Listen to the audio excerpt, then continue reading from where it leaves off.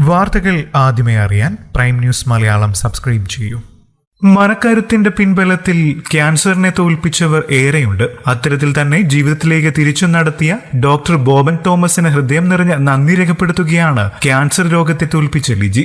ലിജിയുടെ Facebook കുറിപ്പ് ഇങ്ങനെ: മുന്നിലിരിക്കുന്ന രോഗി അന്യനല്ല എന്ന തിരിച്ചറിവിൽ ചികിത്സയിലുടനീളം കരുതലിന്റെ സ്വാധ്വനത്തിന്റെ ചേർത്ത് പിടിക്കലുമായി മാരകരോഗത്തിന്റെ ഭയപ്പാടുകളെ ദൂരെ അകറ്റി ആത്മവിശ്വാസത്തിന്റെ ഗ്രാഫ് ഉയർത്തിയ പ്രിയ ഡോക്ടർ ബോബൻ തോമസ്. കോട്ടയം കാരിത്താസ് ഹോസ്പിറ്റലിലെ മെഡിക്കൽ ആൻഡ് പീഡിയാട്രിക് ഓങ്കോളജിസ്റ്റ്. സിസ്റ്റായും ഹോർമോൺ വ്യതിയാനമായും പിന്നീട് സ്ഥാനാർബുദമായി വർഷങ്ങളായി പല ആശുപത്രിയിലും പല ഡോക്ടർമാരുടെ മുന്നിലും തന്റെ മെഡിക്കൽ ഫയലുമായി ഓടി നടന്നു. അവസാനം എത്തിച്ചേർന്നത് ഡോക്ടറുടെ മുന്നിൽ.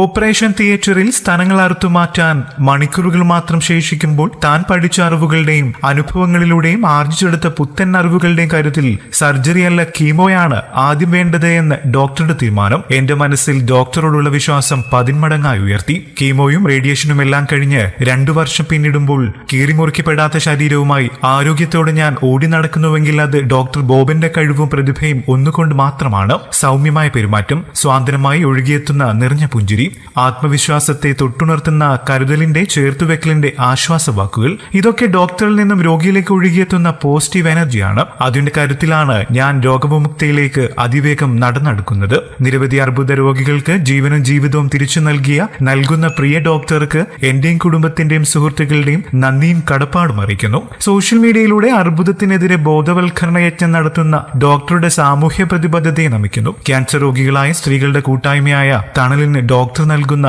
പിന്തുണയ്ക്കും നന്ദി. ഇങ്ങനെയായിരുന്നു കുറിപ്പ്. കൂടുതൽ വാർത്തകൾക്കും വിശേഷങ്ങൾക്കുമായി ഈ ചാനൽ സബ്സ്ക്രൈബ് ചെയ്യാനും മറക്കില്ലേ. നന്ദി.